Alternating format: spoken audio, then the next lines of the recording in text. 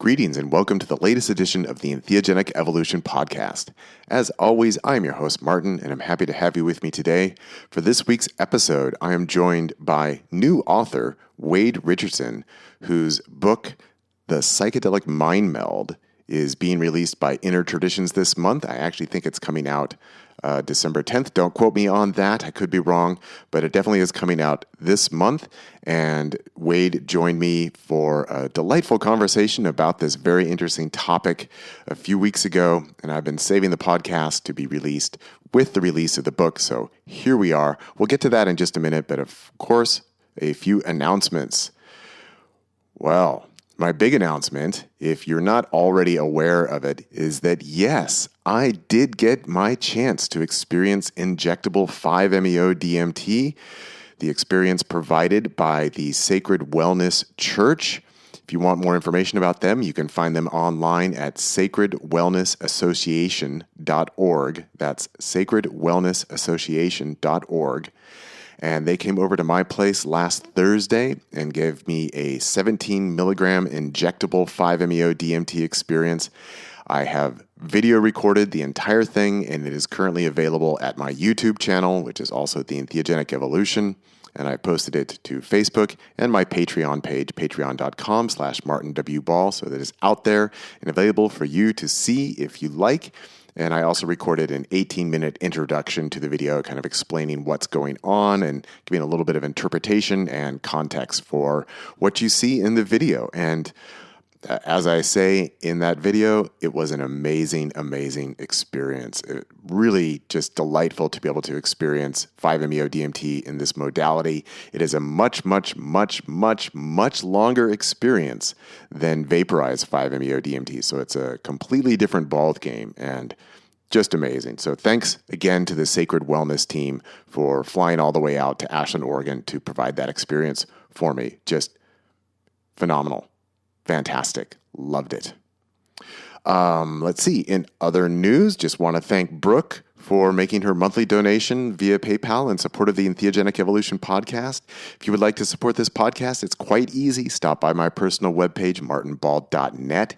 Use the PayPal link at the top right of the page or link on over to my Patreon page at patreon.com/MartinWBall. And there's everything from $1 a month up to $100 a month, which at the top tier also gets you a 1-hour monthly video call with me. And of course, as always, I'm available for 30, 60, and 90-minute integration calls and also mentorship and guidance, whatever it is that you need and your entheogenic and non-dual experience. I am here for you to help you reflect, give some guidance, and help you sort through whatever it is that you are happening to be going through. You can stop by at nondualentheogenicintegration.com if you would like more information about my integration and mentoring services there. Let's see. Also, hope you enjoyed the beginning of The Fate of Morani. We'll be coming back with a couple more chapters from that next week. And just to let you know what is coming up here on the Entheogenic Evolution podcast, I already have a couple more interviews recorded. I've got Ezekiel Cooper, who is providing integration services and also is one of the students who went through the first 5-MeO-DMT facilitator training course via Mindscape Institute, where I am currently teaching along with Stephen Kirby. Also had a really delightful conversation with Julio Rivera, talking about doing 10-gram mushroom work with people for parasitic extraction. It was a fascinating conversation. Really looking forward to bringing that to you here on the podcast.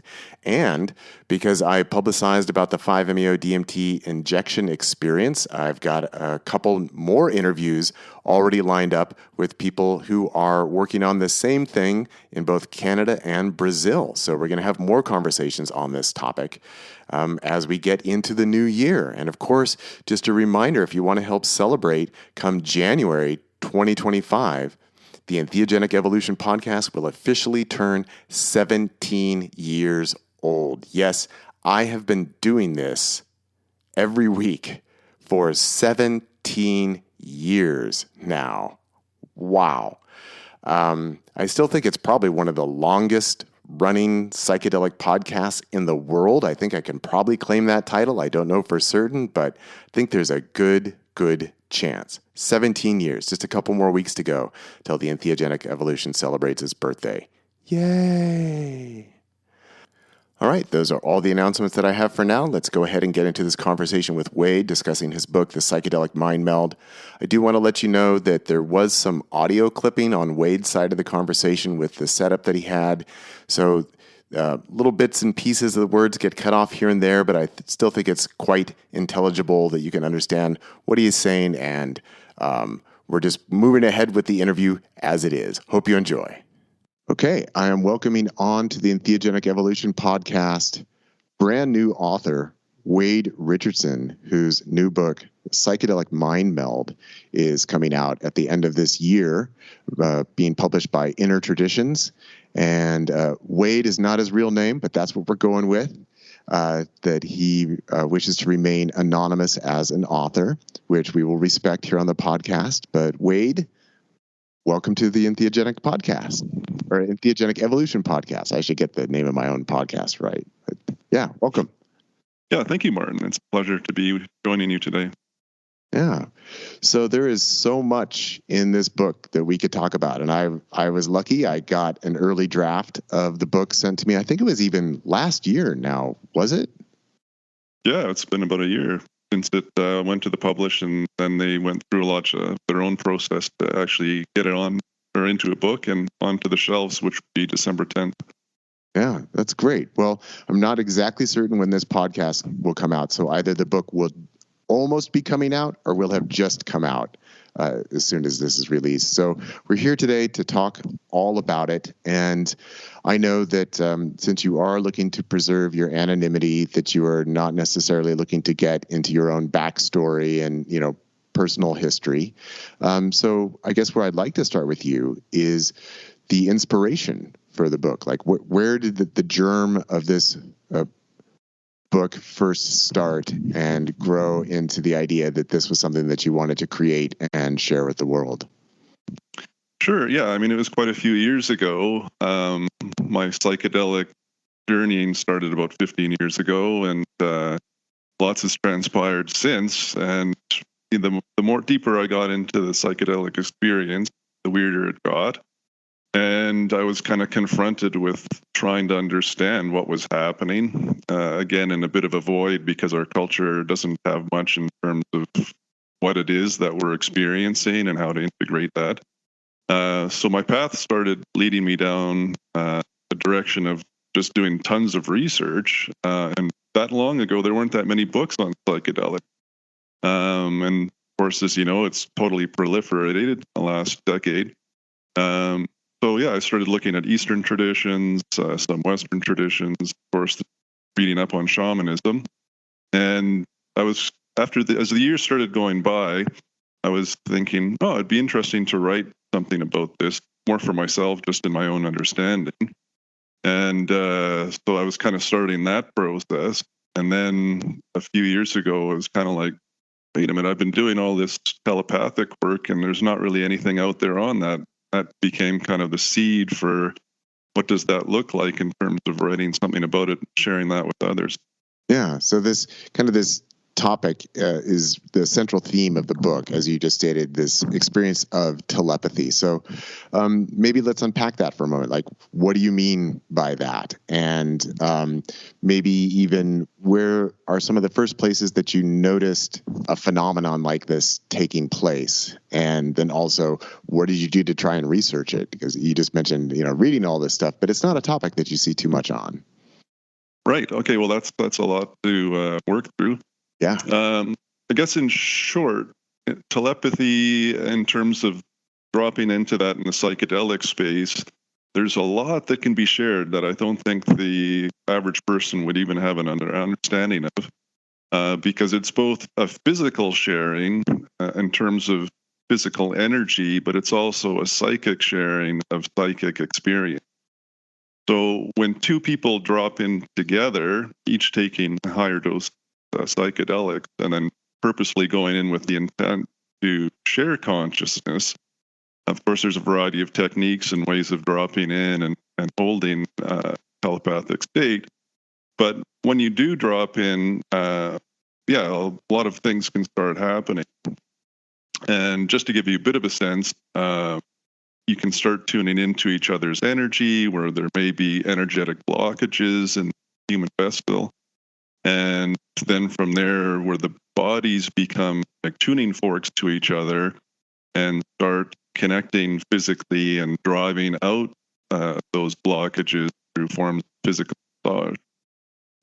At the same time, there's the psychic element, which is a shared consciousness, where it's possible to journey into other realms together and possibly meet other entities or spirits, whatever label you want to use, discarnate beings, but also move into other dimensions or archetypal dimensions, where you can experience archetypes together, and of course a variety of other phenomenon that can arise in the psychedelic state.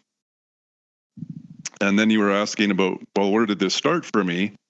I had been doing ayahuasca for about a few years. It had been over 30 or so ceremonies. And I went to this one ceremony where I had a friend with me, and he was kind of struggling, and it was kind of an interesting synchronicity, because we were going to this place in Mexico to enjoy some sports. And this friend of mine who had been struggling with alcoholism for many years had an interest in ayahuasca. And we had already made the plans, and then a shaman called me, and she's like, "Oh, we're doing this ceremony in Mexico for a change." And she told me where it was, and it happened to be the same place that we were already going. And so everything just kind of fell into place. Brent and I went to this ceremony. And while we were there, the first couple of days were pretty non-eventful for me. He was really sick. I think not unusual for people struggling with things like alcoholism or other substance use. And so he was really struggling. We got into the third day, and again, not much had been happening for me. I was frankly a bit disappointed. And then I was reflecting on, like, okay, well, why am I here? And why am I struggling? And of course, I was there more for my friend than myself.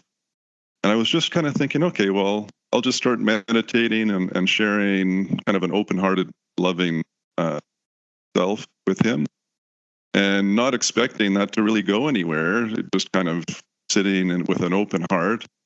And within just a couple minutes, starting to meditate in that direction, all of a sudden this energy started exploding through my body. And he was sitting next to me in the ceremony, and my arm just all of a sudden reached out and grabbed his head, and which was really shocking to me. The fractal energetic yoga at that point was actually also arose for the first time at that ceremony.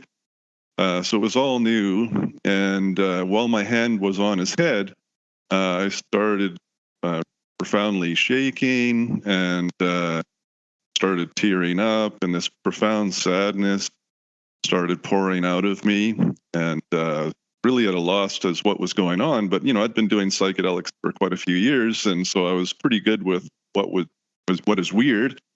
Yeah. And so I just was kind of going along with it, and there was no story. It was just kind of this energetic movement. And it went on for almost half an hour. He wasn't withdrawing, and I just kept my hand there, and the movement of energy just kept going. And then the next day, I was wondering, well, what was going on for him? What was this energetic exchange all about? Was there a story? And he told me that he had a daughter who died at a very young age as a result of these. And for him was a profound struggle, and he had never emotionally released that sadness until that moment, which was many years later. And it was like, wow, just blew my mind, it blew his mind. And then it was like, well, what is this? Okay, so that was sort of the first inkling. So something that I find very interesting about this story that you just shared is that it's a little bit different than what one might expect from the title of Psychedelic Mindmeld, in the sense that what you're describing is, again, it's not necessarily what people would think of if they think of telepathy, of like, I'm thinking a thought and you're hearing my thought, which is a phenomenon that shows up on psychedelics. But really, you're more of describing this energetic entrainment and process that can open up between two different nodes of experience, where the energy from one becomes transferred to another and is able to process through and release. And so it was through the combined actions of you opening yourself and then allowing this to take place. Of course, you could have withdrawn your hand. You could have said, whoa, this is weird. Or you could have even said, oh, I shouldn't touch him, or he doesn't want me to touch him, or can't do that here. But you allowed it to take place, and you allowed the experience to open up. And then these energies moved, which had a therapeutic impact on this individual. So I'm curious, given that this is a very embodied experience that you're just describing here. I mean, terminology can be difficult to develop around these kinds of experiences because they are so extraordinary. They are so strange.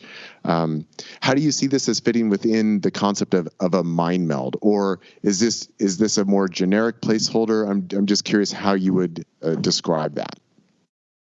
Yeah, no, I think that the idea of a label like psychedelic mindmeld is a very high level label to describe a variety of shared experience that fit into the kind of general label again of telepathy. And that goes back to what I was saying earlier about sharing energy, like what would happen for, let's say, empaths without using psychedelics, is also a form of telepathy. And so that's at the energetic level. And then, of course, at the psychic level, like you said, there can be an exchange of words, which from my experience is actually very rare.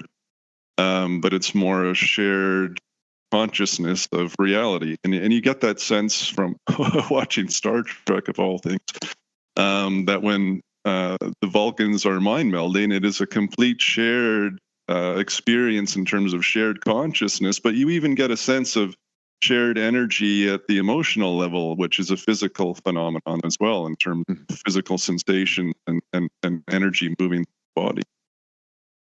Yeah. So this is just a topic that I really like kind of focusing on.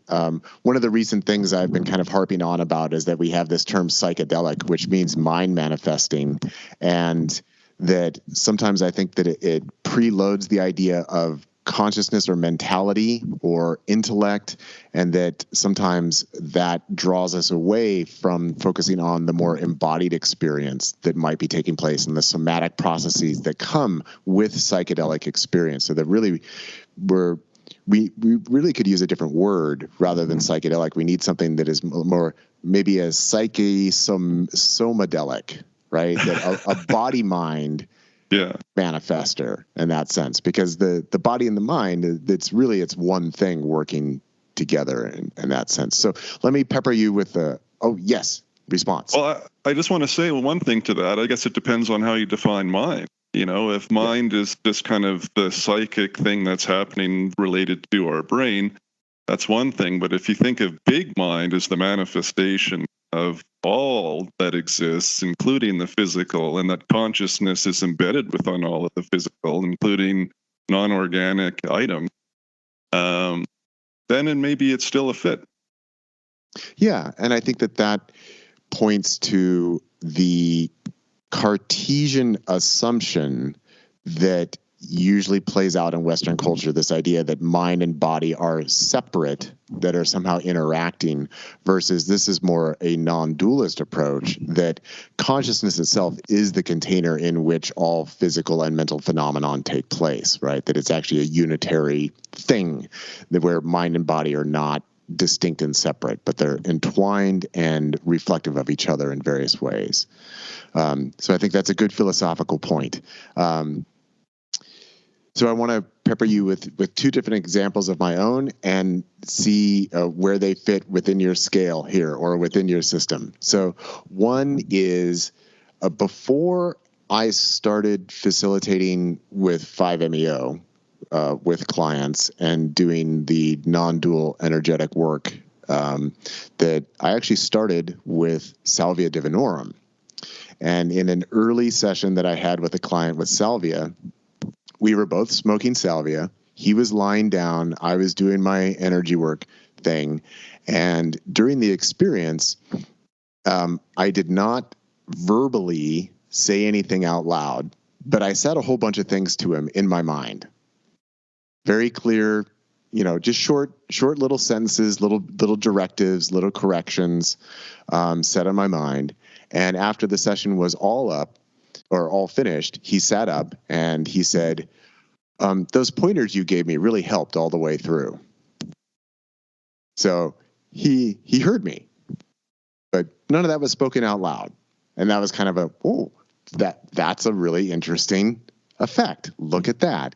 And it was, as you were describing, is when we were in this state of this energetic entrainment between our two bodies, between our two experiences, that was able to take place. And then I tried it afterwards. Like I tried thinking thoughts and like there was no reception on the other end. So there's that one. And then another early experience of mine was at the Santo Daime Church, where I was in the, quote, healing room. This is when the fractal energetic yoga first opened up within the ayahuasca experience for me. And I was sitting in the healing room, and this woman was brought in, and she was lying down on the floor to my left.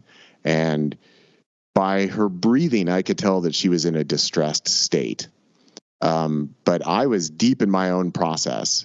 But at that point, I started purring and growling and kind of making all these different noises. And that went on for maybe about an hour and a half. And when it was all done, when the ceremony was all done, this woman found me later, and she came up and she said, "Thank you so much for all the help you provided me." And I was like, I didn't even know what I was doing. It was like I was just going with the energy that was present. And I was surprised to hear her say, "Thank you for that she got something out of it," kind of similar to the experience that you're describing with your friend. So those are two examples. Do they fit within the umbrella of what you are writing about in this book? Absolutely, they do. Yeah, no, certainly. Okay, well, that was a quick answer. So then for you, so you shared this was kind of the first example. Once you kind of got into this kind of experience, did you notice greater accessibility for it? Did you see it arising in more places? Or when did you start to really develop like, wow, this is really a thing and there are these different aspects to it? In other words, when did it become like a topic for a book that you had enough awareness of it that you really wanted to explore this more? Yeah, well, it was interesting because the shamanic ceremony that I was describing, the shamans who were there were really unhappy about what had happened. And it was interesting because I went another night, or like a fourth night. Normally it's 3 nights, but they were kind of doing a bunch of days in a row. And so I'm lying there, and all of a sudden the fractal energetic yoga starts coming through. And so my body is, going through these spontaneous movements. In this case, it was very symmetrical. And again, I'm kind of okay with some weirdness. So it's like, okay, my body's moving itself. And again, no sense of possession or anything like that. And it was, if I wanted to stop it, I could just change my mind around it and stop the movement, and I could just let go, and where my ego would, be relegated and the movement would start again. Yeah. And, but it was quite a bizarre thing to go through, and actually quite painful at times. And then I was lying there, and then a guy next to me who was one of the helpers touched me, and I verbally said to him, "Listen, I'm receiving all of your thoughts. It's a bit much." And I was just being authentic about my experience. Yeah. And then he made a big deal. "Oh, it's not possible," and all that kind of stuff. "I've been doing medicine for years, and that's not a thing." And I'm like, whatever. Please don't touch me. Because, I had his monkey mind in my mind, and it was uncomfortable, and I just didn't know what to do with it. And then the next thing, a little while later, the fractal energetic yoga had me standing up, and I was walking. We were on a beach in a circle. There was about 30 plus people, and I start walking around the inside of the circle, and it was just like I was connected to all of spirit, so to speak, around me. And it was just like this, a version of a non-dual experience where I was aware of the material realm. I could see spirit. I felt connected to everything. And it was absolutely amazing. I was just in this profound ecstasy. And of course, me moving in the ceremony, the shaman shut that down. Someone came over to me, grabbed me, and like, this isn't cool. And it was interesting because at that moment, what was flowing through me just turned off, and I just ended up lying on the ground in the ceremony. All that to say, the next day, I was confronted by one of the shaman who was yelling and screaming at me, and I was asking, well, I'm just trying to figure out what was going on. He just wasn't open to having a conversation around. So that was really disappointing, and I didn't go to another ayahuasca ceremony after that. It's actually really hard for me to deal with because now I'm kind of confused about, well, what's going on? And I felt like I'd reached into something profound and deep for myself and wanted to explore that further. So then it was like, well, what are my options? And I started looking more at like, well, what psychedelics are more locally available for me. And I started exploring LSD and mushrooms. And I ended up, my girlfriend at the time, we did mushrooms together, and bang, we were right back into this telepathic stuff. And she had no experience with that. And she has her own story with psychedelics, which in brief is that she had almost no experience. She had the proverbial teenage experience of taking some psychedelics, going to like a roller coaster park or whatever, and having just a horrible experience, and was reluctant to even try them again until meeting me. And anyway, I convinced her to give it a go. And so, we took mushrooms together. We lay down beside each other in bed, started meditating. And it's actually at the preface of the book, but the next thing you know, we're in a fractal version of Japan together, and very specifically in an ancient tea house, drinking tea, wearing kimonos.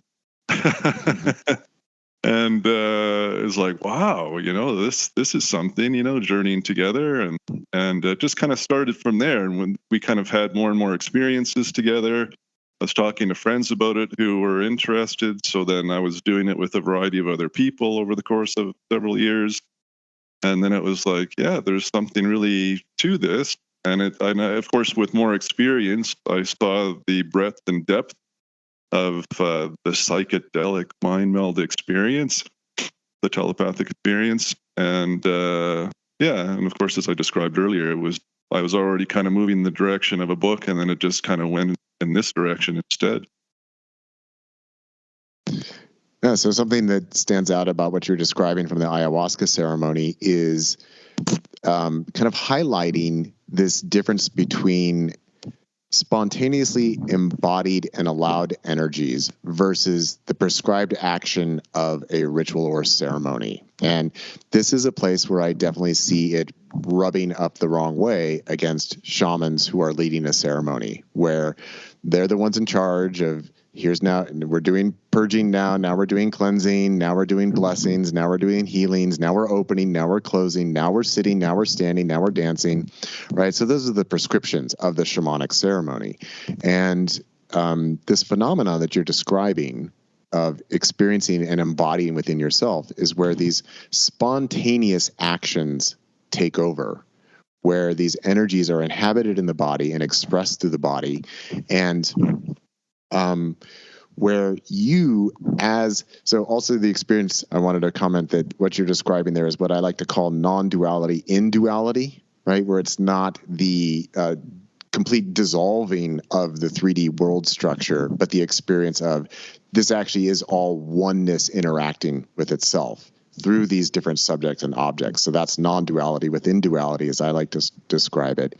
And in being open to that then your body gets used as a vehicle or a medium of expression of these energies. And from the egoic perspective of being weighed, right? So the shaman saying like, hey, you're doing all this stuff, and you're like, you're just disrupting the ceremony. But I'm sure you would describe from the egoic perspective of being weighed, you would say, no, this is what the energy is doing. Like, I'm not doing this. Right? This is not my volitional choice of what is happening here. This is where the energy is directing these movements and these actions, which for anyone who hasn't experienced that, they're not going to agree. It's like, no, you're choosing to do this. Like, you need to stop. You're being a disruptor. Would you say that's an accurate description? I see you nodding over there, but I just want to give you the opportunity. Would you describe that as being sort of an accurate sense of agency within the experience? Yeah, no, I think that's completely accurate. And it was with that frustration in terms of exactly what you described goes on in shamanic ceremony. And let me also say, there's nothing fundamentally wrong with that. It's just a different way of doing things. Yeah. And there's lots of things to be gained. And I actually appreciate being, basically introduced to psychedelics through the ceremonial context, because it brought a very, a strict seriousness to what was arising when working with psychedelics, as opposed to, recreationally. And so, yeah, that introduction had me, taking psychedelic use very seriously. And at the same time, yeah, rubbing up against this shamanic context that I guess I grew out of. I don't know if that's quite the right way to say it, but it wasn't working for me anymore. I was moving on, and with the psychedelic mind meld, it just became more open-ended in terms of a co-creative exercise where both individuals are allowed to drop completely in, and whatever is arising is acceptable and is accepted. And we're both working in that, with that, and with mutual respect and a guidance of loving acceptance. So this is the next point that I wanted to get to, and relates to the story that you shared with your girlfriend. And I'm curious your commentary on this. That it seems to me that the more of a relationship there is between people, that the more possibility there is for this level of kind of intimacy and access, in the sense that, you're with your girlfriend, you guys love and trust each other. This is an experience that you're really going into together, versus in contrast, like at the ayahuasca ceremony where the guy touched you and all of a sudden you're feeling like the jumble of his thoughts. Like, you are not necessarily an intimate partnership. And it was not agreed upon. It was not discussed that this is what we're going to do. But now this touch is like creating this connectivity that you weren't necessarily looking for. And it reminds me of this also was early on in my facilitation of 5-MeO, where I had a female client where early on in her experience, I felt that she could use a little bit more 5-MeO, that she wasn't quite releasing within it, but she was not ready to take another hit herself. So I just felt, well, we need more energy here. So I went and I took a hit. And as that was all opening up within my own private experience, she sat up and she said, "What the fuck did you just do to me?" And then she immediately fell back down. And so then later we had to have a conversation. It's like, well, it looks like there's been a transference, that I took a hit and you felt the effects of that. And then she came back and we did a number of additional sessions after that point. And she kind of learned, like, okay, Martin can take a little bit more and I can feel it. So we had built that rapport and that trust. But when it first showed up, it was surprising to both of us. And it put her guard up, because that was her response. Like, what the fuck did you just do to me? And I was like, oh, I didn't know it would do anything to you. So do you find personal connection and intimacy, whether with friends or romantic partners, do you find that to be an important factor in this, or even in the context of working with somebody, having a high level of trust and openness within that relationship to allow the vulnerability of kind of crossing these borders? Like, what's your take on that theme? Yeah, I think that's a really complex one. Certainly in the early days, working with someone that I knew intimately or closely, I think helped me kind of ground myself into the experience. And if I was speaking to someone who was interested in this work, that's a really good way to start, in terms of building experience in order to work with other people that you may not know as well. Because I also found that, I have worked with some strangers, and there's been some strange synchronicities about how they've arrived in my life. But, I didn't know them, and it was like there was a discussion and, of course, quite a long briefing. That's actually another reason why I wrote the book, because these briefings are long, like hours long, because what can arise is so complex, and you want to have them have a sense of what could happen to normalize it, so they're not going, "What the fuck," know, and being really scared and fearful, and then of course that can create its own story that can become messy. So, grounding people in a really good briefing is extremely important, and of course that's what the book is meant for. But I would meet these people. We'd go through the briefing, and it's like, "Hey, are you still interested in this? Because it's pretty weird." And they're like, "Yeah, I'm in." And of course, there were others that were like, "No, thanks," and that's all fine. There's no pressure to do this. And there's one funny story, and there's lots of stories like this. But I was wondering about where I'm going with this telepathy piece. I was just kind of lying in bed, or earlier in the evening, reading a book. And as I'm wondering that, there's a knock at the door.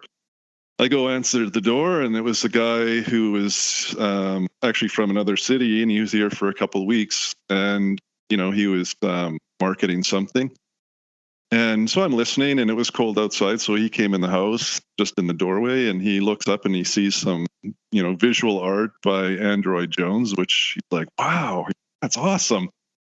And we're talking for a little bit, and then he came upstairs, and because I asked him up, "Hey, if you like that art, there's more upstairs." So he's taking a look at that, and then there was an image on the wall, and he's like, "Oh, what's that?" And he's like, "Oh, that's Mother Ayahuasca." It was a painting. And Mother Ayahuasca, I've been wanting to connect with her for over half a year, and one thing led into another. We're having this conversation around my connection to psychedelics, and actually a couple shaman that he wanted to connect with that I had worked with. And I'm like, "Hey, I facilitate 5-MeO." So the next thing, he came back a couple of days later and was doing that. And then the weekend before he left, he agreed to join in a long LSD session. So, this there's not much time to build a rapport. Just a little bit. And the next thing, we're doing this long session, it's like 12 hours. And of course, the telepathic piece and the energetic piece is usually 6 hours plus. And so we drop into this.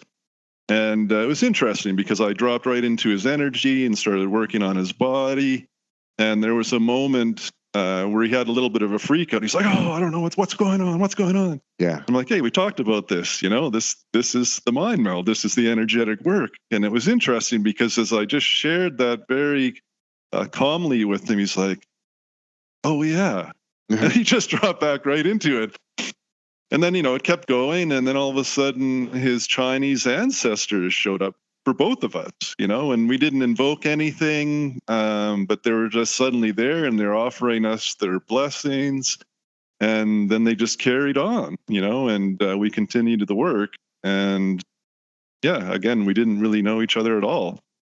And we stayed in touch afterwards, and still do now and then today. So yeah, it's quite something. Yeah. But it does sound like definitely having the conversation first, you feel is very important, of like discussing really what is this?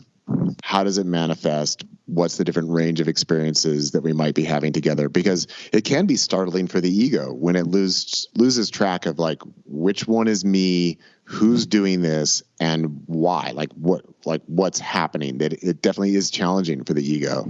And for anybody who hasn't been, pre-briefed on it, could definitely be very startling to have these kinds of exchanges take place. And again, that this is something that might be really unfamiliar to people who do mostly participate, let's say, in ceremony that has a lot of strict rules that you're following, because it doesn't really allow space for these kinds of exchanges or events to take place. So anybody coming from a different psychedelic world into these more fluid energetic states could definitely be surprising and challenging to the ego. And like, whoa, what's happening? Yeah. Yeah, no, that's completely right. And I've talked to people about these experiences, and they just don't even believe it's possible. Because, of course, they're speaking, "Well, I have like 10 years of experience working with psychedelics, and I haven't come across anything like that." So right away, they don't believe it because it doesn't fall within their own experience, which I've also tried to highlight in the book. Like, I talk a lot about my own experience, but there's a handful of experiences I haven't had. But when you reach deep into the literature, like with people like Stanislav Grof and others like him, you can see that there's even more out there. And so it's important to, clarify how broad and almost infinite the experiences can be. With obviously some themes that I've tried to capture in the book. And of course, you've done some of that work in your books as well. Yeah. Well, let's talk a little bit more about the book now, and we can continue to talk about the ideas as we go along. But as like one author to another, I would just like to ask you, like, where did you start with the book? Like, did you write the outline? Did you start with a little germ seed of what was that process like for you? Yeah, well, I've done a lot of writing, not in terms of book format, but just professionally. I've done a lot of report writing and writing a lot of different papers.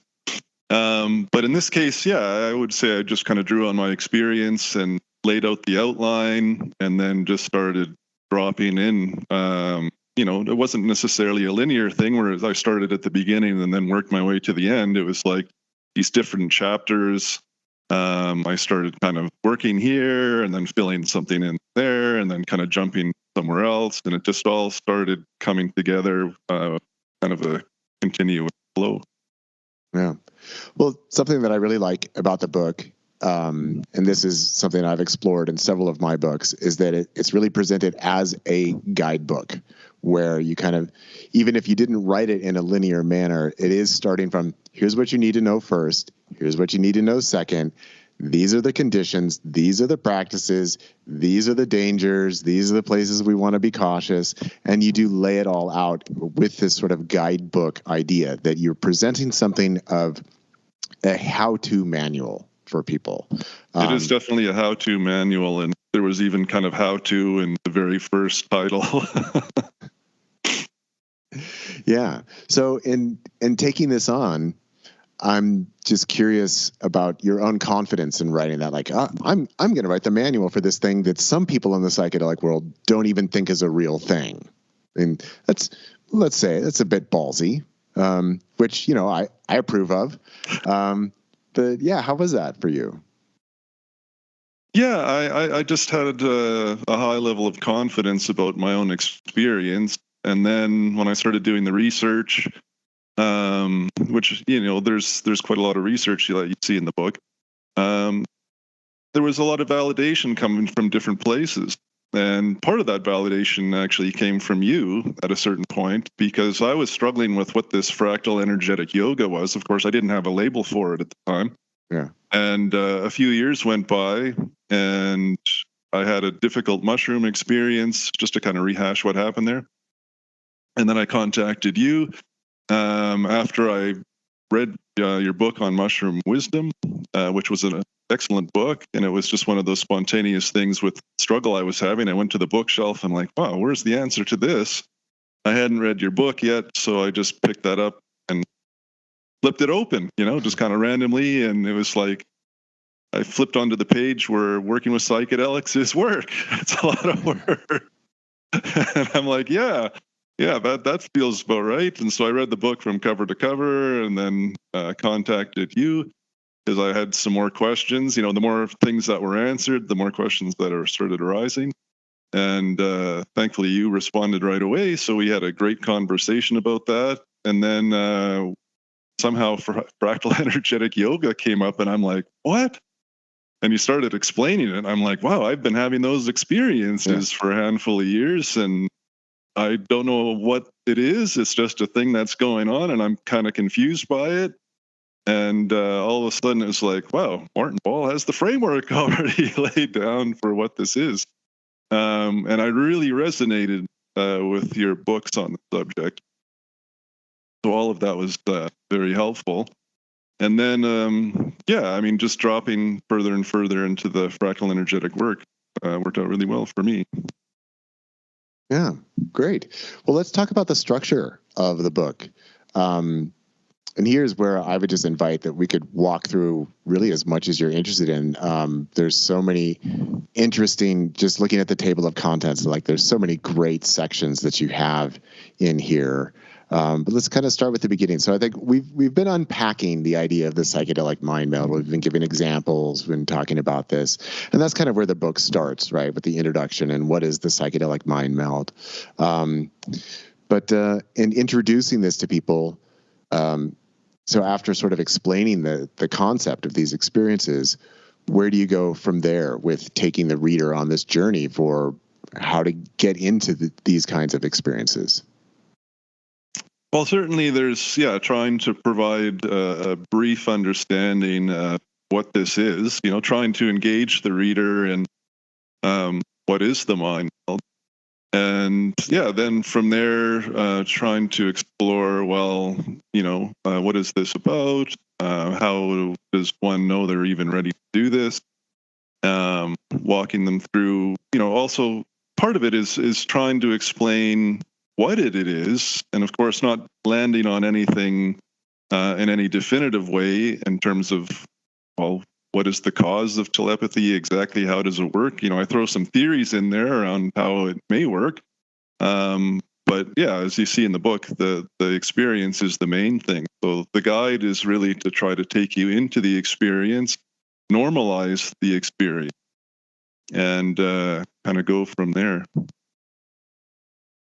Yeah. So here in the first chapter, or maybe it's the third chapter, whereas warning, the psychedelic mind meld is for the initiated.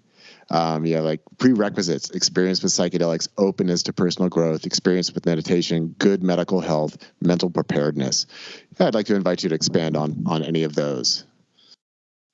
Yeah, I think this is such a complex area where there's just so much going on, as we've been talking about, that's unfamiliar to many users. And then, of course, we're engaging with another person. We want to create a safe container, so I do talk a lot about set and setting, which is making sure that, from a set perspective, that our own psyche is in a good place to engage. We have an understanding of what that is in terms of being kind of a balanced person, not someone dealing with extreme mental health issues, because I don't know how complicated that could get if that starts coming out in terms of someone working with, say, extreme schizophrenia or bipolar disorder, kind of, the normal disorders that are identified that are not a good mix for working with psychedelics, at least outside of a very defined therapeutic setting. Having the set really well discussed, and then, of course, setting in terms of where that's going to take place and how it's going to take place is really important. But again, it's really about setting up the safety. So people need to have an understanding of themselves and where they're at in the psychedelic space with a lot of personal experience, just to get a sense of how weird it can really get. Because let's face it gets pretty weird, when we start comparing to, the default reality or normal reality, whatever you want to call it. Yeah, and I think, again, this idea that it's an experience that can happen with another person is such an important part to emphasize, that this is different than people just tripping together or going to a ceremony together or going on a hike together, that we're talking about, this entanglement and exchange of energy that happens at a really profoundly intimate level where people are very open and vulnerable. I'm curious, just for yourself, do you find that, like, for example, with myself, I usually don't trip with other people. And if I do, I kind of tell them beforehand that it's a little bit of a different experience for me, because I primarily work in this mode that you're discussing within the book. And that I can't really be just a, quote, casual tripper, in a sense. Do you find that is true for you, or are you able to take psychedelics? Like, you already mentioned that you're no longer going to ayahuasca ceremonies. Like, that's a place where I will not go to somebody's ceremony. I don't do that because it's not the right format for me. So where do you stand on that? Yeah, no, I'm in agreement with you, or definitely work the same way. I only work in a meditative setting, one-on-one with other people. I've tried some years ago going and trying kind of a little bit more of a recreational environment, and this was before the telepathy really started coming through. And doing low dose where alcohol would be present, and I did that a couple times, and it was just horrible. And I don't know if part of it was that maybe I was already dropping in at a very subtle level to the telepathy, but let's face it, like alcohol, in terms of the mindset that creates in the user versus the mindset that is created in a user of psychedelics, there's a real difference there. And I couldn't be around people who were drinking. Yeah. So coming up in the book, we have this section 3 points. So I don't know if this is the same in the published version now, because again, I have an earlier version that I'm looking at, but we have the experienced mind melder versus the beginner. Tell us a little bit about what that is. Sure. So, in my experience, again, after years of doing this, in the early days, I certainly had a preference for working with people that had a lot of psychedelic experience.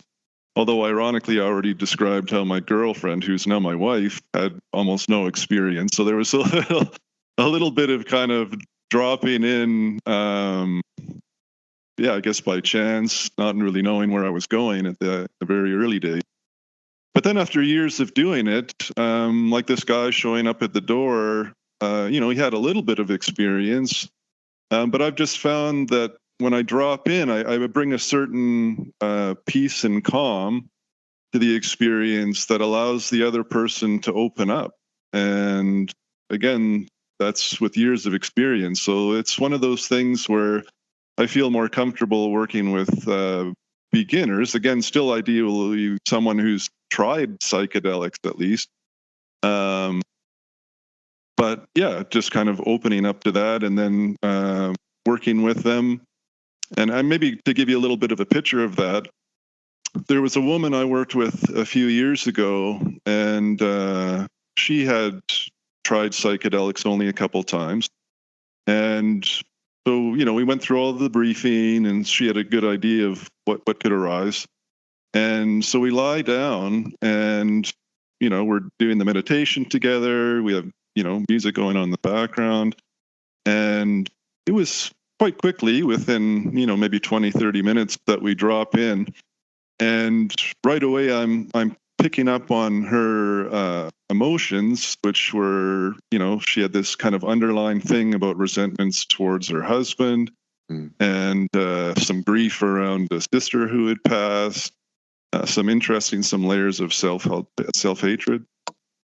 And of course, what's even more interesting is that she picked up on the fact that I was picking up on her emotions, because we're not talking, right? Yeah. And all of a sudden she has this defensive posture going on because she's embarrassed about what's being shared. But in that, I just bring a peace and calm to that and a loving awareness that, hey, we're all human, and these are all natural emotions that we experience as humans. And we have all of us has the mosaic that connects to these various emotions, regardless of, the particular story that any individual will have behind an emotion. And once she sensed that peace and calm, she just let it all go, and there was this bit of catharsis that happened for her. And then we just dropped deeper and deeper into the mind meld. And then the next thing, we were doing this deep physical exchange and massage work, mostly me to her, but she was even coming back a bit into me. And that went on for several hours. So it just gives you a sense that, if someone is really deeply grounded and peaceful and calm in the strange things that can arise, that can create a mirror of calmness that the other person can drop into. Yeah, and I would say probably an important part of that is energetically residing within that relationship without an agenda, right? Because as the ego gets triggered, like, whoa, what's happening? Like, I feel him feeling me, that it's not just the peace and compassion and the support, but also that you're not coming with, yeah, and this is what I'm doing and this is what needs to happen, but just sort of that sense of I'm available as this is happening and there's no agenda here. So that it's not like your intention impinging upon her in that sense. Well, I think that's a critical distinction to make, because that is absolutely needed where there's not an agenda, where it's just simply, again, the ego is being relegated. Each person is coming in as an equal to the process and letting whatever's meant to arise beyond the ego and letting it flow. Yeah. And that could be hard for people to understand, this idea of following what arises in the moment. I mean, people talk about that a lot in the psychedelic world, but then when actually given examples of what that might be, that people can become defensive, they could become confused, they can misinterpret or project upon the experience of oh, no, you have an agenda. Like, no, this is energy arising and allowing for that flow and allowing for that transformation. Yeah, jump in. Yeah, in terms of that, I think it's important to note that when it's authentically occurring, the defenses of both people fall away, because there's a sense from deep within the person that whatever's arising is meant to be taking place. And there's a feeling of even perfection at some level in the moment of how the energy is moving. And I've even had people say that to me, like, how did you know how to do that physically? And I'm like, well, that wasn't my mind trying to do anything. That was my body attuning to your body and following the energy, just moving the energy as it needed to be moved. Yeah. And that could be hard to grasp, that idea, again, with that question of like, well, how did you know? But that's what had to take place, right? It's not Wade deciding. It's not Wade analyzing, like, what's the best option here? Let's do this. It's more, this is what needs to happen. And really what you're describing is being in a state where resistance is not present, and that it has to be true for both people. And there could be moments, there could be pauses where like some resistance showed up. It's like, okay, no agenda. So then the resistance could relax, or the resistance can then just solidify and says, I don't want to do this anymore. Okay, well then you go do your thing and I'll do my thing, because there's not an agenda here. There's not a plan. This is not coming from a preset, a list of conditions or rules or outcomes. Yeah, and that's correct, because, it's been very rare, but actually it was a time fairly recently, just a couple of months ago, I had a younger man here, and we were sharing the space in the bed, just lying side by side, and we could reach in and kind of feel the very beginnings of a telepathic connection, but it was kind of a very simplistic level of engagement. And at one point, my body just rolled and went to grab his head, which would have basically been a much greater entrainment and a much deeper experience. And he withdrew. And it's like, fine. Yeah. I'll go do my thing, because I can see that you're being a bit overwhelmed, and you do your thing. And then, it all was fine. Yeah. So do you find that this kind of physical touch is an important factor in working these energies and in these allowances, where, again, it's not necessarily your personal decision, like, I want to touch this person's head right now, so I'm going to do it. It's just more, look, my hand is on his head. That this is one of the things that I've always said about quote unquote energy work. Like, some people do like quote unquote long distance healing. And my experience with energy work has mostly been proximity is important, and physical touch and connection actually is important, because that's where, you bring the two diodes together, and that's where the spark happens. But what's your take on the importance of physical presence and potential physical touch? Yeah, I think that's a complex one, because I think that all of it is real in a sense. I think it can be done from a distance, and possibly invoking, quantum physics in terms of how that might be possible. But in my experience, in terms of dealing with really deep blockages in the body, it seems just so much more potent to actually be physically engaged. And that's in terms of moving physical blockages. And I think that's its own thing. When we're talking about psychic engagement, I've shared consciousness, side by side, but not even touching. So I think both things are possible. And again, when it comes to the deeper energetic blockages, I mean, we get into some pretty painful massage. It's like Rolfing. And, someone has to be ready to deal with some pain. And of course, some people are not. And I found that most of the people I've worked with, most of the time, will drop into the pain. Because, of course, that's part of the briefing, is to drop into the pain. Yeah. But what's also cool, of course, these energetic configurations within the body are not all negative, in the sense of like blocked up energy, which can, come from a variety of places in terms of, negative thoughts related to the ego, possible physical injury, and various other things. Stanislav Grof defines them as coexes, which are energetic locales within the body. And for me, again, as he describes, there can be positive ones. So I've actually dropped in, and it's much less often than the difficult blockages. But, I have dropped into some amazing places that of bliss and beauty and wonder in the body. It's like going into my wife's arm at one point, and we just exploded with bliss and laughter. And, it was as long as my hand was connected to this particular place on her arm, and depending on how I was moving my hand, it kind of, up the volume or turned the volume down. But it was just, again, this explosion of wondrous beauty. Yeah. And isn't that just so fascinating when you tap into something like that? Because it just seems like this is kind of crazy. Like me touching her arm in this one place, for some reason, that's the access point. Like that's a term that I like to use with people, the idea that we actually have access points to these energetic processes, and they're always somewhere in the body. It's not some abstract thing. It's somewhere. Mm-hmm. And when you hit the access point, all of a sudden there's this potential for all kinds of energy to come out. And as you say, sometimes it's like setting the switch to the bliss bomb, where then it's just like, oh, like all this amazing stuff comes out. Or you could take somebody who maybe they haven't laughed in years, and you just hit the right point, you enter the right access energy, and then all of a sudden there's just this hilarity that ensues. So as you say, it's not always painful, it's not always trauma, it's not always something negative or difficult. But of course, a lot of it is, because being a human being is hard, and life is hard, and really being authentic with ourselves is hard, and loving ourselves is often hard. Though, I think also at the absolute level, it's not.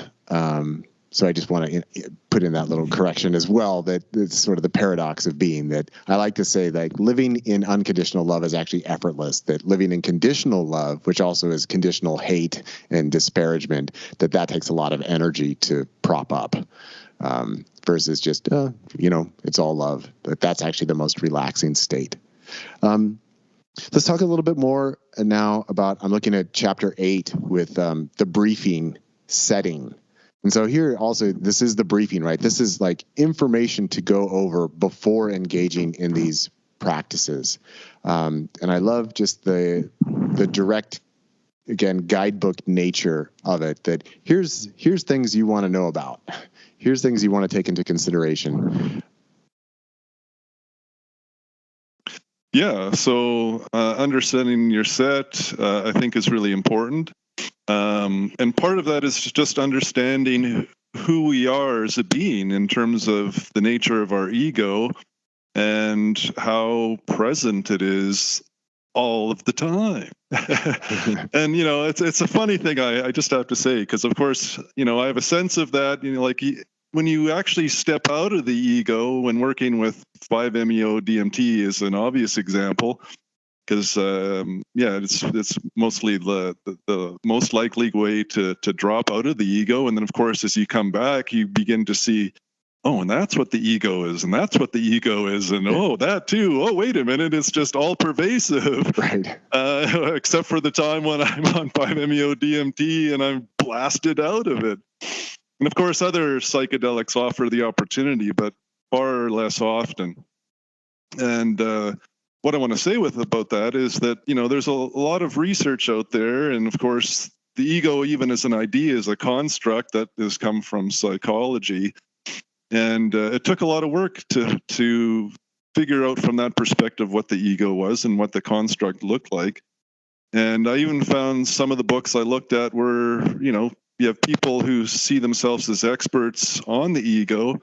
And you can see when reading the book that they haven't had the experience of dropping all the way out of the ego. So they don't even fully understand what it is because they haven't had the actual gnosis of dropping completely out to see all of the different formations and how ever present the ego actually is. So I try to bring that through in the book, that underlying part of who we are that we really have to navigate while on psychedelics and in order to drop into the mind meld. And also while in the mind meld, because, it might be relegated, but in a number of cases, it's not completely gone. Right. How we're relating to each other in the symbiosis, and to be aware of how we navigate that carefully, cautiously, lovingly, in a way that is, again, opening up to this spontaneous movement of energy without an agenda. Because, of course, the ego is the one that always has an agenda. Right. So critical to talk about that. And, of course, related to that, because the ego always is wanting something to do and to drive the bus with a sense of control, is, setting the intention for what we want to do when we engage together in this telepathic sharing. And then, of course, what does that look like? So I talk about, setting the intention to engage, but doing that very loosely, not within an agenda, beyond just the connection. And I think, more advanced practitioners can play a little bit more with the intention and possibly drawing in discarnate beings or playing around with the destination or something like that. But I think that's really for the advanced user to kind of play around with in the playground, so to speak. But for those who are engaging without a lot of experience, you really need to kind of ground yourself in creating the safe setting and working without an agenda, again, just to drop in to actually have the telepathic connection manifest. So it sounds like from what you're describing that I might call this sort of the play of non-duality within duality, that it seems like from your perspective, the non-dual container of the nature of being is kind of fundamental to how this work works, yet it's still taking place within the dualities of two different nodes within the unity, right? That this is something that's happening across distinctive selves, right? Between two people or between a person and an idea or an idealized object or visionary experience. So it's that interplay of the unity within the perceived duality, and then how different nodes can come together in order to facilitate the exchange and movement of energy, which then gets results within the embodied person. So with that said, it sounds like these aspects of non-duality, duality, the nature of the ego, that this comes into the briefing of the discussion of like, this is what this is. Do you feel that it is important for someone to have prior experience in the non-dual state to really get the most out of this? Or is this something that can be fruitfully explored and discovered while working through the psychedelic mind meld through these different nodes of being that are interacting with each other? Yeah, well, I would say that people could definitely venture forth without having had the non-dual experience. But I think the non-dual, having had the non-dual experience is definitely advantageous because it gives a better perspective on the nature of ego. But it also creates an attitude, which I appreciate you sharing with me a few years ago. And that attitude is that everything is one, everything is me. And so there's a certain acceptance of what might be difficult that comes up in a session. Oh, and that is also me. And so it helps the ego step back and not judge that as other, which then can start to create a narrative or a story of pushing the other away, when what you're trying to do is bring the other closer to you and enjoy the symbiosis, enjoy the non-dual expression of energy. And, a quick example of that, I was working with a woman and, we'd done all the briefing, we're lying together. And of course, part of working together is to lie in absolute stillness, where you're kind of in a hypnagogic state where the body is kind of dropping into a form of trance sleep, and yet the mind is awake. And that's where these, the movement of psychic energy can start to really come to play. And so she's lying next to me and she's kind of fidgeting around. And I'm like, hey, I'm trying to drop in here. Yeah. And she's kind of like distracting me. And can't you just sit still? And of course, I have all this judgment about what's going on. And I even said something. I said, try to focus on your breath and settle in, and there wasn't much of a response. And then I'm just kind of lying there and I'm becoming impatient. But then, of course, I turn the finger back on myself and I'm like, well, just drop into her experience and see where we go, So I created that openness of dropping into her fidgeting, so to speak. And what was that all about? And it turns out that she was already in. She's doing her own processing of vibration and kind of subtle movements in the body. And but it was very difficult for her. Like, she's processing some blocked stuff. There was no story around it, but as I dropped in and I connected to it, it felt really gross and earthy and uncomfortable and dense. And so I sat in that and was, of course, trying to bring equanimity to that. And a big piece of it, again, from the non-dual perspective, this is me dropping into it. Just be okay with it. It's me. And then after so many minutes, I, kind of lost track of time. It felt like it went on for a while, but not too long. And then, it transitioned to something much more beautiful. So as you were sharing that, a word that popped out was, you said that the energy was like kind of gross. And so I wanted to ask you if you've had experiences like this. So something that used to show up fairly regularly in the work that I did as a non-dual energetic practitioner working with clients with 5-MeO is that I often found that if there was some kind of what we would call like gross energy, like something that's like, it's just kind of nasty, it's unpleasant, that often as I would inhale, I would taste in my mouth like there's something here that tastes off, tastes wrong, and it's really kind of repelling. And then in going into that energetic exchange with the client and finding it and then releasing it, sometimes through purging or vomiting and things like that, and then afterwards it actually turns to this kind of sweet taste of like, oh yeah, it's like it's done. And that's something that can be very repelling, like, oh my God, this is disgusting, I want to get away from it. But actually, kind of what you're describing is going into it and finding what's in there. So I'm just curious, have you ever had like a taste sensation like that, or maybe even a smell or something that seems like I'm tapping into this is presenting to my senses in a way that it's not like I'm licking the energy, but I can taste it somehow or feel it, or even just those feelings of like, oh, it's I don't like this. This is unpleasant.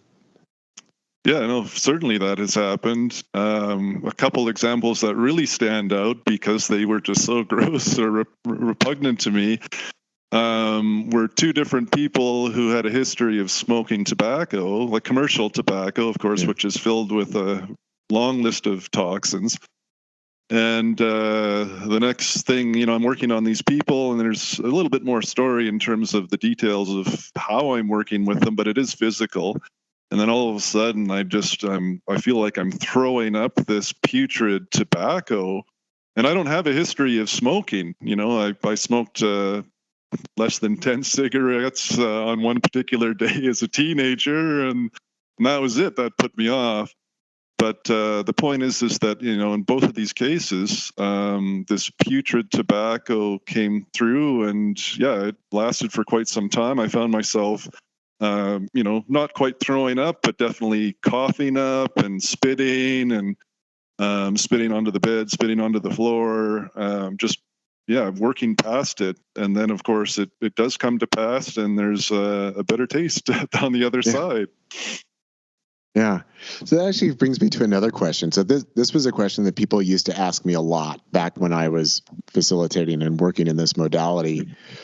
Was people would say, what do you do to make sure that you either clear out whatever energy you might be pulling out of someone? How do you make sure you get rid of it all? And then also, what do you do to close off the walls afterwards? And my answer was kind of flippant. It was just I just trust the energy and I'm open to it. So I'm sure it will take care of itself. There's nothing I do to close the doors and put the boundaries back up, and that they naturally reestablish themselves as long as we have seen the work through thoroughly to completion. That was my answer. You got to see it through to completion, and then everything naturally resolves. What are your thoughts or feelings on that? Or maybe you've had experiences where things haven't closed off. People haven't gone back. I like to say people go back to their side of the game board, right? And that they stay in a more enmeshed state. Have you had that, or what are your thoughts there? Yeah, I mean, my experience is similar to yours, and I would give a very similar answer. My experience is, you have to follow the energy and just let it play all the way through. Don't hold back. Don't try to short circuit it. And maybe a good example of that, and there's a few of these, but a good one was with my wife, where I started working into her shoulder. She had this really deep pain there, she had some irritation there, I should say, and then I started going in and causing the pain, because now I'm basically rolfing into her shoulder. And at one point she's like, "Oh, it's too much, and she pushes me away, and bang, there's a short circuit. And but then my body continues with the fractal energetic yoga and just keeps processing. So what was interesting about that, for me, whatever needed to play out in terms of my body, maybe partly as it related to the connection that was driving with her, I just let it play out. Because again, the idea is to avoid any form of censorship. It's just let it go, right. Let it go, let it go. And you just have to trust in the process. Now, afterwards, she commented on how she felt like things had begun to move, but then she regretted not continuing with the process because she felt like it was still kind of stuck. Now that ended up being resolved in another session sometime later, which speaks to sometimes, re-engaging in more than one session to process things. But yeah, it really speaks to just letting everything move. And if it kind of comes to its own completion, which it seems like a fairly distinct thing, like the body just drops away and then falls into its own relaxation when something's been resolved.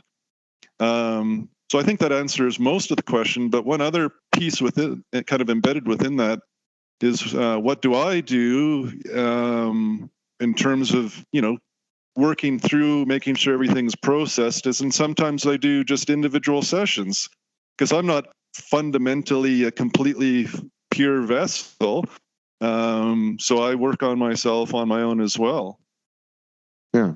So for that, maybe describe a little bit of that for yourself. Does that mean going into allowing the fractal energetic yoga to express? Do you make sounds? How do you do that for yourself? Yeah. So, I mean, sometimes it can happen when working with another person. I just feel compelled to go and work on my own, and, I make sure that they're okay. And I just go to a different room and start doing the work, or I just do another session completely on my own when no one's in the house. And I mean, there can be a range of things where mostly for me, I found that it's the fractal energetic yoga where my body is moving either asymmetrically or symmetrically through a variety of poses. Sometimes I found myself kind of dancing around in these beautiful, kind of unknown patterns of dance to me that are very choreographed. So that's kind of an interesting thing. And it feels very wonderful and beautiful when it's happening. Sometimes I've screamed, I've toned.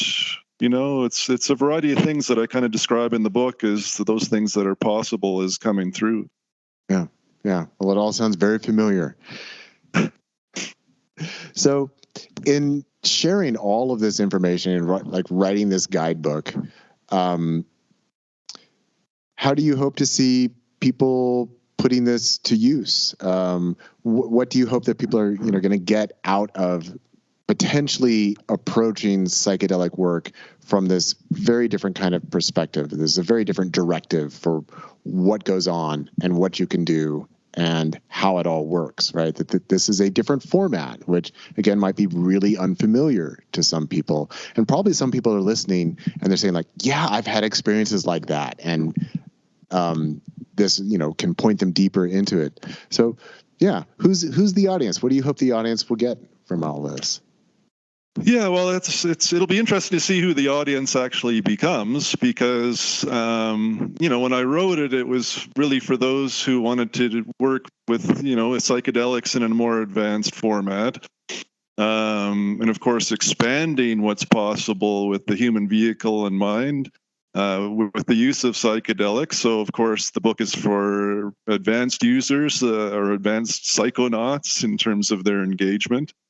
But I've also found it funny because I've shared the book with a few friends, in the earlier days before it went to the publisher, and they had no experience with psychedelics. But I talked to them about the book, and then they're like, "Oh, I'd like to read that."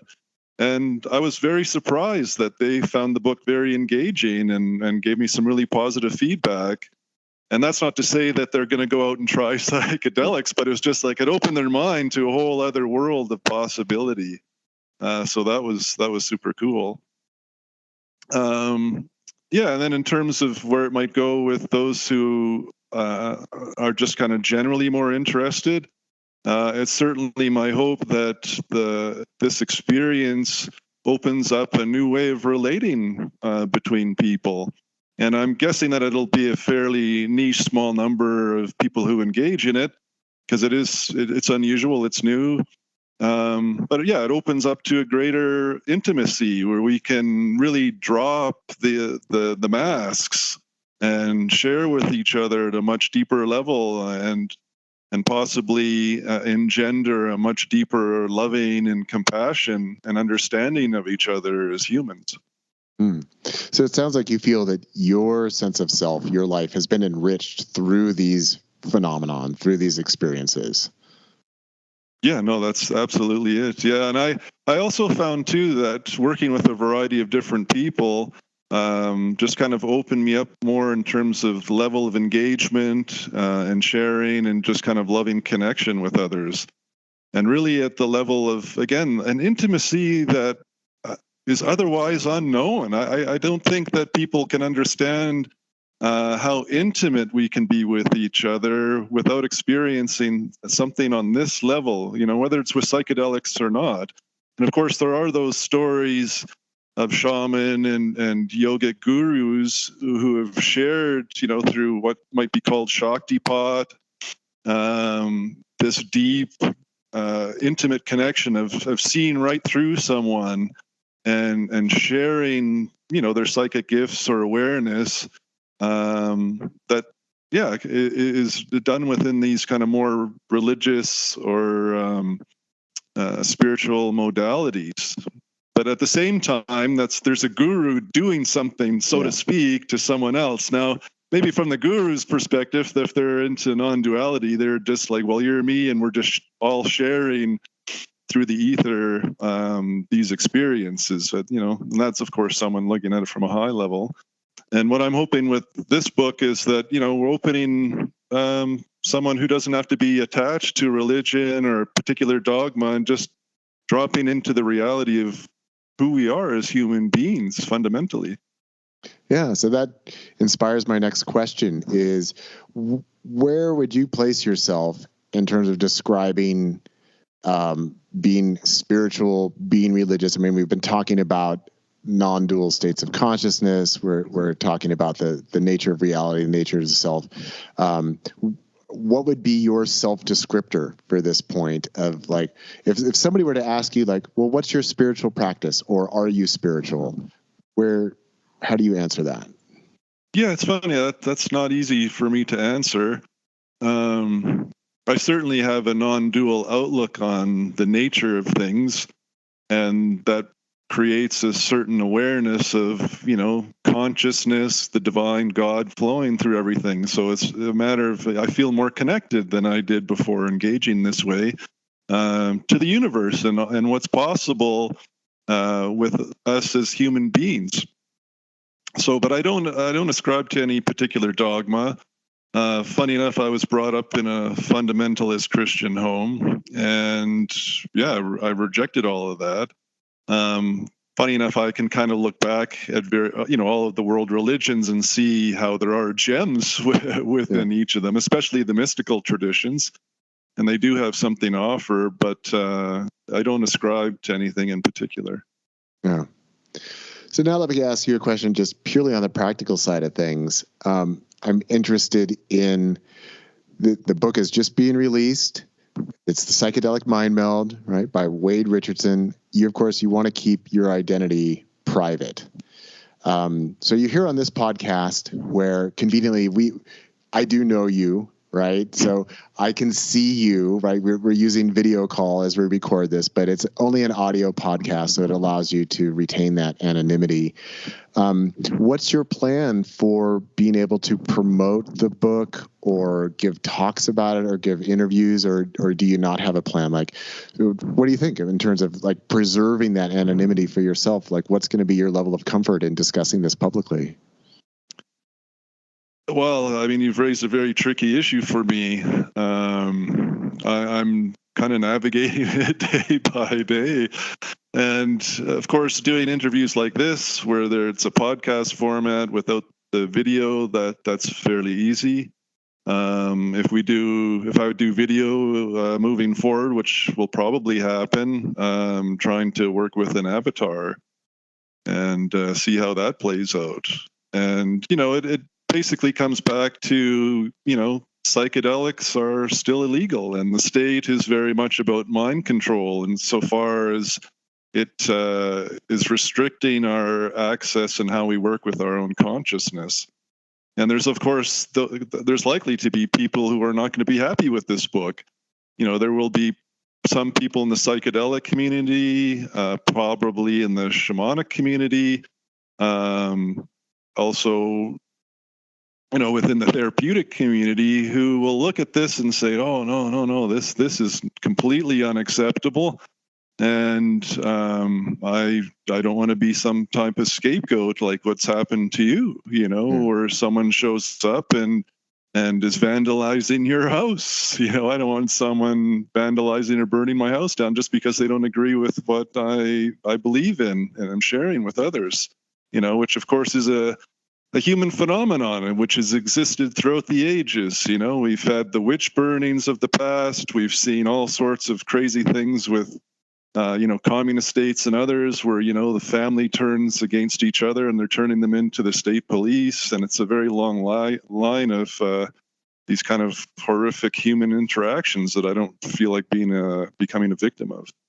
Yeah. Well, I think it's certainly reasonable to have those concerns. And still, it's such an interesting book, right? So my other side is like, yeah, I want as many people as possible to read this book because I think it's a really interesting book. And I love the fact that it's really building off of a lot of things I've expressed in my own work, a lot of my own experiences that I've had that I've tried to share with people, and that you're taking it into these new and different areas. And so I really appreciate that. And again, I appreciate the way that the book is written. I think it's written in a very conscientious way. It's written in a way that does preface the idea of we need full disclosure about the potentials and possibilities of doing this kind of work. And then that openness to, as you say, these levels of intimacy. Like that's something that I used to tell people back in my initial briefing when I was working with people. I would tell them, like, we're going to be going into a more intimate state than you've ever had before, that this is extremely intimate, where we won't be able to tell which one is which. But that's where the richness of this potential actually arises. And that's where the greatest amount of transformation or healing, whatever we want to term it as, that's where it takes place, is in these very open, very vulnerable, very intimate states where, again, there's not an agenda, there's not a plan, but seeing what arises within that. So it's just a very different mode of operating. And I think that the more people can trust that, I think ultimately the more they trust and also know themselves at a deep level. And that's where I see it of really being of benefit to people, that it's all part of this process of not just being, but also self-knowledge and self-love and self-acceptance. Yeah, I agree. Yeah. Well, Wade, I think we've talked around it. We've discussed it thoroughly, but I do want to give the opportunity. Is there anything that I didn't ask you about that you feel is really relevant that you'd like people to know, or do you feel that we've covered the bases on this? Well, I think there's one more thing that's important to highlight, and that is sexuality. I know some of the work that you've been doing, that you've been confronted with, and this, of course, is not by your clients, but those who have viewed your work from afar, either reading books or listening to your podcasts, have judged you on. So it's a very important subject, and certainly when working so close intimately, both physically and psychically, sexual energy is arising, and I think it's quickly important to go through that a little bit. And yeah, maybe to jump into that, when doing this work, and it's beyond the mind, so bodies are engaging with each other and things are moving around quite quickly sometimes. There can be bumps with genitals. And of course, this is a very difficult subject for a lot of people. And of course, it's going to depend a little bit whether it's a man or a woman. But I found that, we have to be careful in both cases. And, these are just brushes. This isn't sexual fondling or anything like that. But there can be these bumps, and the ego, of course, can create a narrative and a story around that if it isn't discussed in advance. And I think it's very important as an antidote to possible issues that is discussed in advance. Yeah. And if someone's not comfortable with it, do not engage like this, because it's very likely that there will be some bumps. And the other thing that's very important in this too is we're sexual beings. And, there's not a lot of maturity in our society about the nature of what that is exactly and how deeply we should be working with that in a mature way. And for me, as I discuss in the book, it's almost inevitable that sexual energy will arise. And I found it very interesting, and I identify as a straight male, that, with, let's say, for example, I'm working with a man, and it might be fleeting, 30 seconds, but it could be even a few minutes. There's this sexual attraction. And it's not like I want to have sex with the person lying beside me, but there is a sense of wanting a deeper physical intimacy. And when that's arising, it's very important to sit back and just observe the sensations, not being pulled in or sucked in by those, and they'll play through.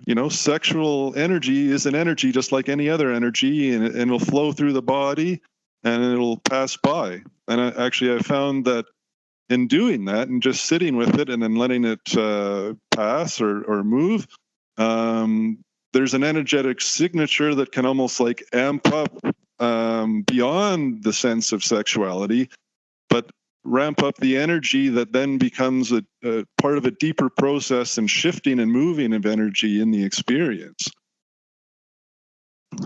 Yeah, and I think it's something that needs to be discussed. It needs to be addressed. And as you say, that as beings of energy, sexual energy is a fundamental part of who and what we are. as we are embodied animals that reproduce through sexuality, and also not just reproduce, but these are things that we engage in for non-reproductive reasons, because these are fundamental energies of being. And so when we're working with people in an energetic state, it's natural and normal for these things to arise.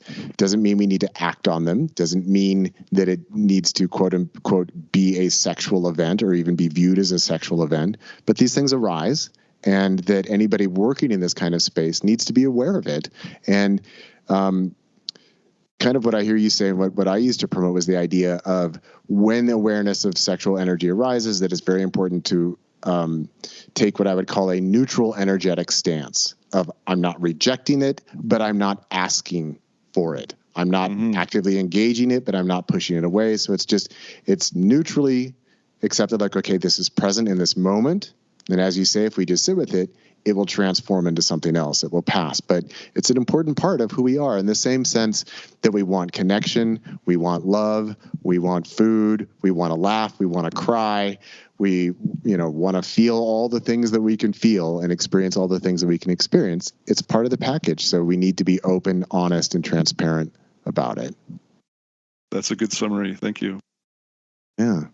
Yeah, well, thank you for bringing in that last point. And of course, that you do have sections of the book where you are specifically talking about working with your partner, meaning someone that you are romantically involved with. And there, it's not that, all the concerns about boundaries go away, because of course partners have their own boundaries, but that is a place where people can consciously explore these more sexual aspects with each other, where there is consent and full discussion of that this is the part of the nature of what we're exploring together. But that's different than, say, working with a client or working with somebody who's coming to you for some kind of work or experience. Like that's not a boundary that anybody should be crossing. Right.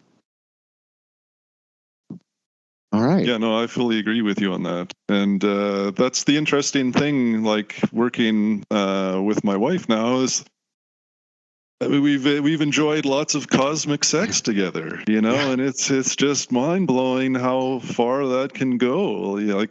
Again, so many of these experiences are beyond the pale when compared to the day-to-day lived human experience. They really are these peak experiences that have no other comparison. And I have to say, in and of that self, I mean, you come back to day-to-day, the default reality, there can be a little bit of a struggle, because it's like, oh, am I chasing that now? No, I'm still living my day-to-day life, and, that it has its own teaching within it and kind of lessons to be learned. Yeah. So Wade, this might be too early to ask this, but do you foresee another book coming, or is this is what you've got for now in terms of what you want to share? What do you think? Yeah, I'm playing around with different book ideas. I mean, as it relates to this book in particular, it would be exciting to get a lot of feedback of other people's experiences and try to compile that and share that with others. But yeah, the idea of psychedelic integration, there's certainly a chapter on that in the book, and I've thought about writing a little bit more about that. As you know, I mean, you've done your own work now with psychedelic integration, and it's a pretty wide open field. What is it? And it's fairly new, especially within our Western context, in terms of where we go with that. And there's lots of different opinions, and I love it. It's a big creative venture to, okay, do we even want to integrate? What does it mean? And how broad can we expand that in a meaningful way for a variety of different people? So we'll see where that might go. Well, great. Well, I definitely look forward to reading more, if indeed more is on the way anywhere down the road. And that's good. And let me just say to you, Martin, too, that you wrote the foreword for the book, and I really thank you for that. And you certainly have been a leading revolutionary on this front, which I very much appreciate. You've put yourself out there in the line of fire, and that takes a lot of bravery and courage, and I certainly appreciate that. And yeah, a lot of value there. And I love the work that you've done. And again, I thank you very much for the contributions you've made to this book. Well, I'm very happy to receive that from you, Wade. Thank you very much for saying so. And it was a pleasure to write the foreword for it. And it's been a pleasure to have you here on the podcast. And I think, is this maybe your first interview about the book? It is actually, yeah. So it's a really nice start. Yeah, especially to talk to someone who's so knowledgeable about this subject. I don't know of anybody else down the road who is going to be able to engage in the conversation so deeply. Yeah, well, it's been a pleasure to have you on, and I'm really happy to introduce all of this information to the podcast listening audience. And it's the Psychedelic Mindmeld. Does it have a subtitle?